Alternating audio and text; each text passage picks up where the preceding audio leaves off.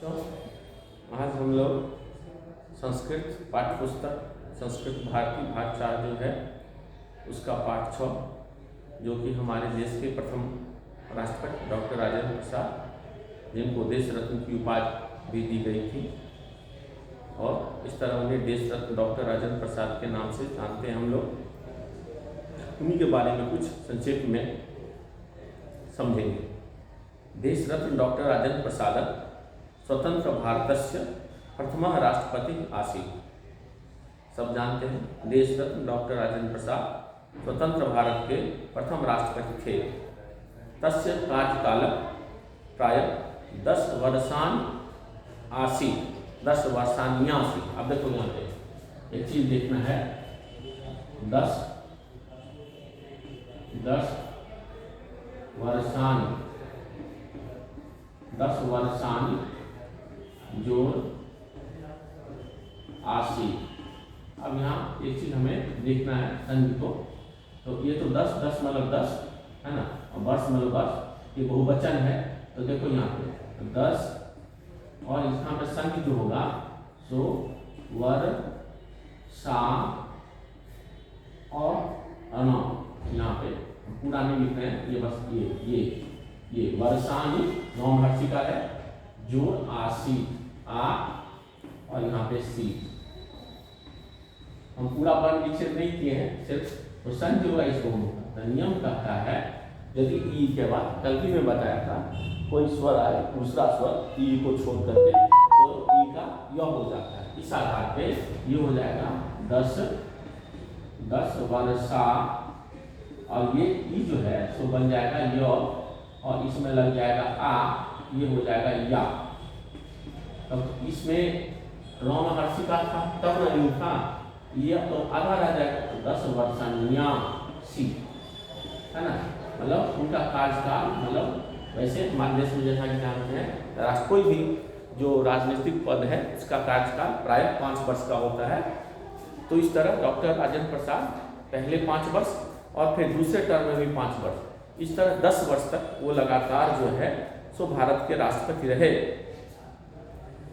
ठीक है ना। तस्य कार्यकाल प्राय 10 वर्षान्यासीत्। तस्मिन् समये देशस्य उत्तमा प्रगति जोड़ आसीत्, प्रगति तो प्रगति राशि, देखो प्रगति विसर्ग प्रगति जोड़ आसीत् है ना। तो यहाँ पे विसर्ग का क्या हो जाएगा र, ये विसर्ग जो है ना सो र में बदल गया और उसमें आ लग गया तो बन गया रा। क्या बन गया रा, तो प्रगति राशि, प्रगति हुई थी।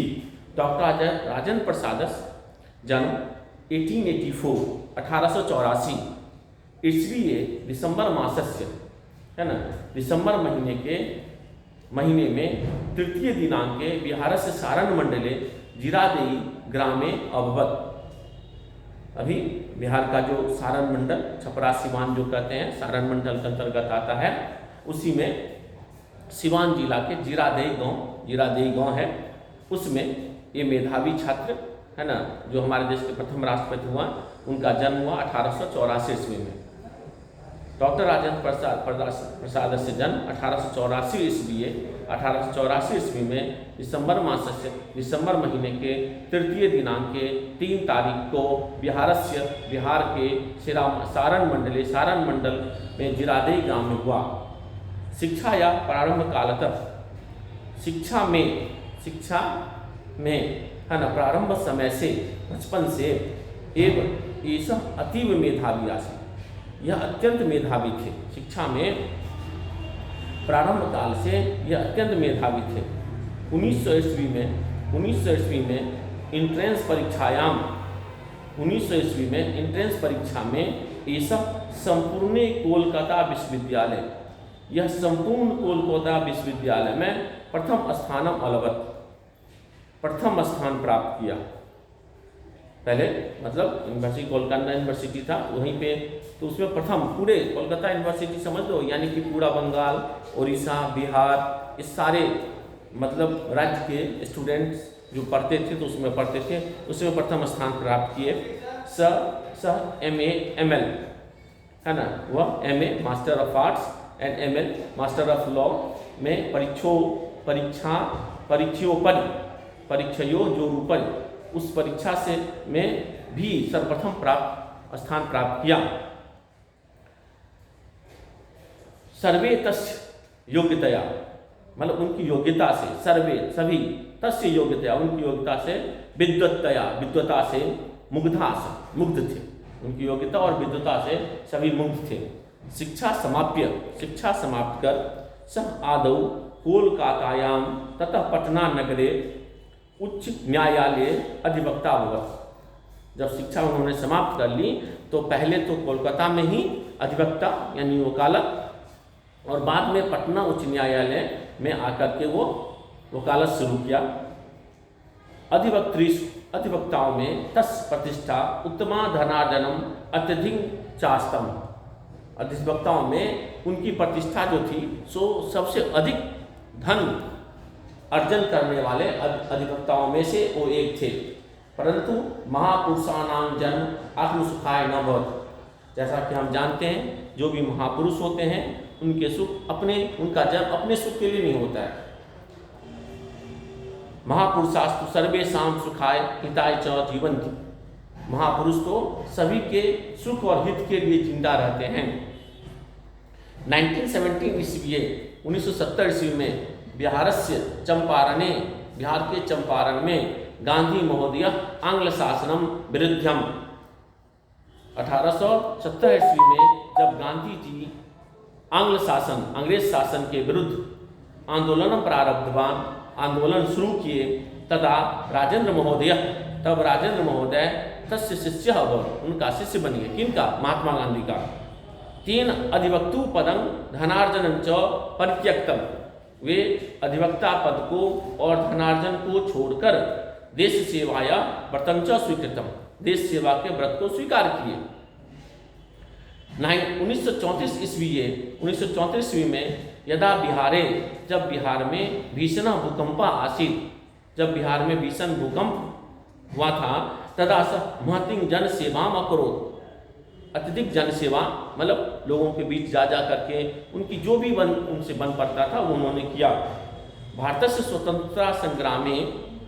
स्वतंत्रता संग्राम में गांधी महोदयस्य अनुयायीषु राजेंद्र महोदय विशिष्टा से। भारतीय स्वतंत्रता संग्राम में गांधी महोदय के अनुयायियों में राजेंद्र महोदय विशिष्ट थे, एक विशेष थे। सह निष्ठावान उत्साही परिश्रमी स्वतंत्रता संग्रामी आसीत्। वे निष्ठावान उत्साही और परिश्रमी स्वतंत्रता संग्रामी थे। 1921 ईस्वी असहयोग आंदोलन 1921 ईस्वी के असहयोग आंदोलन में 1942 ईस्वी के भारत मुंच आंदोलन भारत छोड़ो आंदोलन में अन्य स्वतंत्रता आंदोलन स्वश बहुबारम कारावासम असहत। उन्हें बहुत बार जेल को मतलब कष्टों को सहा। 1947 ईस्वी में यदा देश स्वतंत्र अभवत्, 1947 ईस्वी में जब वो देश आज़ाद हुआ तदा राजेंद्र महोदय प्रथम खाद्य मंत्री अभवत्, पहले खाद्य मंत्री बने। ततः स देशस्य प्रथम राष्ट्रपति पदं च अलंकृतवान्। उसके बाद ततः मतलब उसके उपरांत सह वे देश के पहला राष्ट्रपति पद को और अलंकृत किए। 28 फरवरी 1963 दिनांके तस्य देहावसानम वक्त, उनका देहावसान, उनकी मृत्यु हो गई, है ना। इस तरह ये पाठ हम लोगों ने पढ़ा, इसका हिंदी समझा। अब आगे बढ़ते हैं। देशस्य सर्वोच्च पदे, देश के सबसे ऊंचे पद पे, दूसरे पेज में पद पे स्थित देश के सबसे ऊंचे पद पे स्थित होकर भी तस्य मनस अहंकारम नासीत्, उनके मन में अहंकार नहीं था, है ना। सह देशस्य अनेका भाषा जानाति स्म, वो देश के अनेक भाषाओं को जानते थे। जनैः सह तत्र क्षेत्रीय भाषाया सहजतया भाषते स्म, और लोगों के साथ उनके क्षेत्रीय भाषा में सहजता से, आसानी से बात करते थे। तस्य विनम्रतया आत्मीयता च सर्वे प्रभाविता भवन्ति, उनकी विनम्रता और आत्मीयता से सभी प्रभावित थे।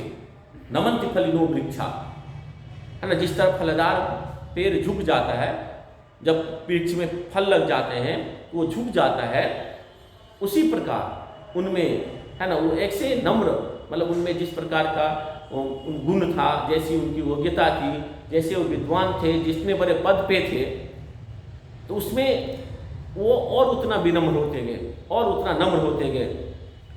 इत्युक्ता तस्मिन् सिद्धा भवेत्, ऐसी युक्ति उन पे पूरी तरह से फलिनो नमन्ति फलिनो वृक्षा की युक्ति जो है उन पे पूरी तरह से सही बैठता था। राजेंद्र प्रसाद स्वभावेन सरल मधुरभाषी चासी, राजेंद्र प्रसाद स्वभाव से सरल और मधुरभाषी थे। सर भारतीय संस्कृति प्रशंसक संवर्धक शासी, वे भारतीय संस्कृति के प्रशंसक, हमारा जो कल्चर है भारतीय उसके प्रशंसक भी थे और उसको बढ़ाने वाले भी थे। प्रशंसक ही नहीं थे, उसको बढ़ाने का उनका हमेशा चेष्टा रहता था और करते भी थे इसके लिए। सरलम जीवन उच्च विचार, भारतीय संस्कृति क्या है, जीवन सीधा हो, सरल हो और विचार उच्च हो।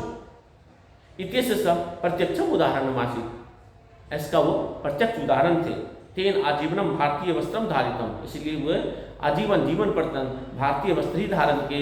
सत्यं सरलता च तस्य जीवन मंत्र वास्ता, सत्य सरलता उनके जीवन का दो मंत्र था, उनके जीवन के दो मंत्र थे, सत्य और सरलता। एतस्य महापुरुषस्य महती देश सेवा उत्तमं च चरित्रं सर्वैः अस्माभिः अनुकरणीयमेवासी, ऐसे महापुरुष की जो बड़ी देश सेवा, उत्तम चरित्र सभी जो है अनुकरणीय है। ठीक है, इस तरह ये पाठ आपका संपन्न होता है और हम इसके प्रश्नोत्तरों को फिर आपको भेजूंगा और आप लोग इस तरह इसको देखेंगे। धन्यवाद।